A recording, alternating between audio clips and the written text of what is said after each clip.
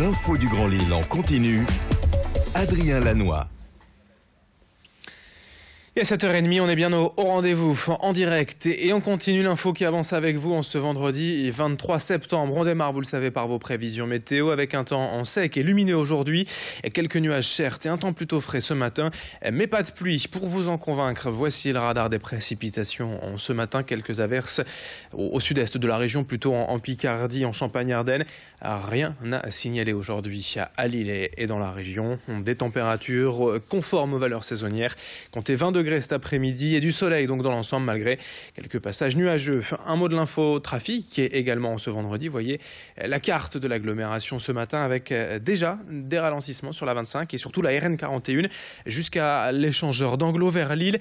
Du monde aussi sur l'autoroute A1 entre Dourges et Falampin vers Lille et sur la 23 près de l'Équin vers l'échangeur des 4 cantons. Bref, soyez prudents et patients si vous devez prendre la route. On reparle bien sûr de l'infotrafic tout au long de cette matinale. L'actualité du jour sur Grand Lille TV, c'est d'abord le problème de la surpopulation carcérale en France et dans la région. Le phénomène ne date pas d'hier, mais s'accentue d'année en année.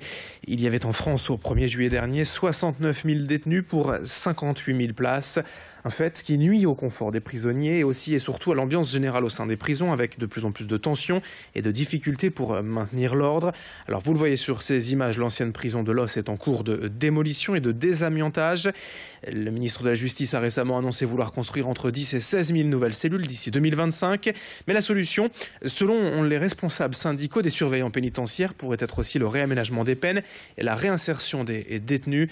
Nos journalistes ont rencontré justement l'un d'entre eux. Aujourd'hui, le moral des surveillants est bas. Il faut savoir quand même que dans les 5 premières années, tout élève surveillant sortant de l'école d'Agen démissionne. Il y en a 30% qui partent, qui quittent l'institution et qui partent vers d'autres administrations.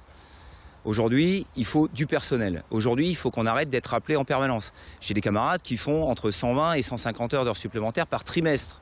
Ils n'ont plus de vie de famille, ils n'ont plus de repos. On va prendre l'exemple de Oni, qui a été dans les feux de l'actualité il n'y a pas longtemps, où nous-mêmes nous sommes rendus lundi pour soutenir le camarade qui a été agressé suite à l'attentat qu'il y a eu.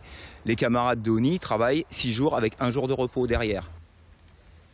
On enchaîne avec la première action en justice pour les victimes du Dieselgate de Volkswagen.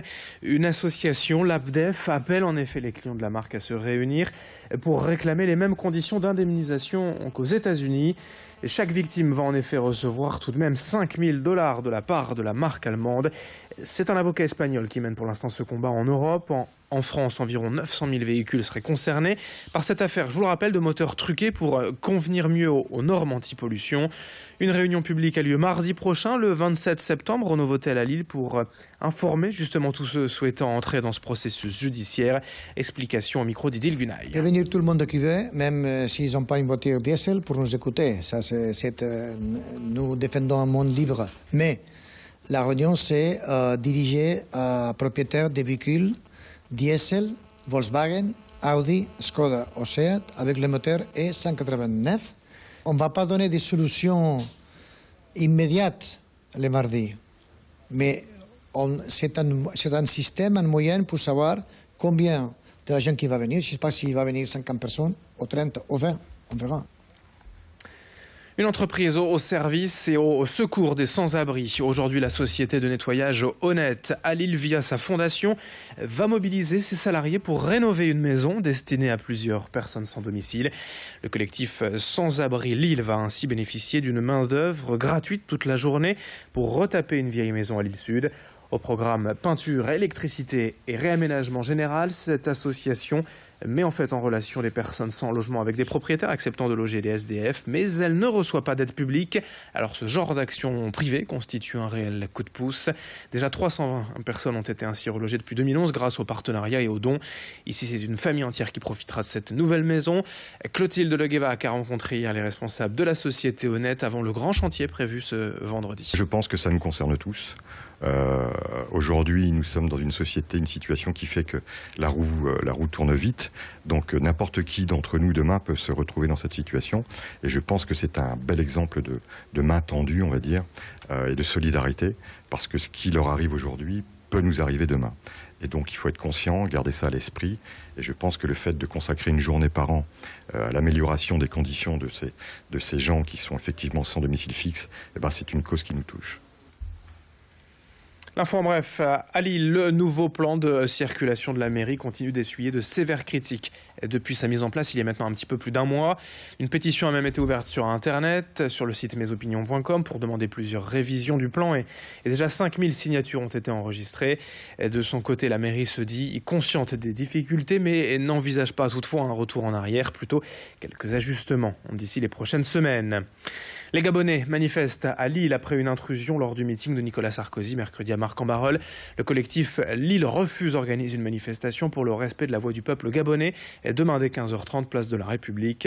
Et globalement, les résultats de l'élection d'Ali Bongo au Gabon sont très contestés et la communauté gabonaise du Nord entend s'insurger contre la répression aujourd'hui de la population sur place. Dans le reste de cette édition, on évoque la 6e édition ce week-end à Villeneuve d'Ascq de Fantasque, un festival de magie qui réunit chaque année un peu plus de 2000 personnes, différentes formes de magie, et pour une soirée de 2h30 sans répit pour les yeux. Charlie Potter de Villeneuve d'Ascq s'est notamment fait connaître en France en participant à l'émission La France a un incroyable talent. C'est lui qui a eu l'idée d'organiser il y a 6 ans ce festival de magie à Villeneuve d'Ascq. Rendez-vous donc demain samedi 20h et dimanche à 15h avec de nouveaux artistes aussi prestigieux venant notamment des émissions Plus grand cabaret du monde et Incroyable talent. Présentation un peu du programme avec le magicien de Villeneuve d'Ascq, Charlie Potter, rencontré par Xavier Silly. On essaie vraiment de varier les univers de magie. Il y a les grandes illusions, les femmes coupées, c'est toutes ces choses-là. Il y a la manipulation, manipulation de cartes, de pièces, de plein de choses. Cette année, on aura par exemple une transformiste qui est championne de France 2015, Nathalie Romier, championne de France de magie, attention. Et puis il y a des mandraques d'or qui viennent aussi cette année. Le mandrake d'or, c'est l'équivalent entre guillemets de l'Oscar, du Molière, voilà, mais en magie. Voilà. Donc on a vraiment des personnes qui sont reconnues mondialement avec leur numéro et qui font le tour de la planète en présentant leur univers, quoi. Vendredi 23 septembre, 7h37 en direct à l'horloge sur Grande Lille TV. Très bon réveil à toutes et à tous et très belle matinée.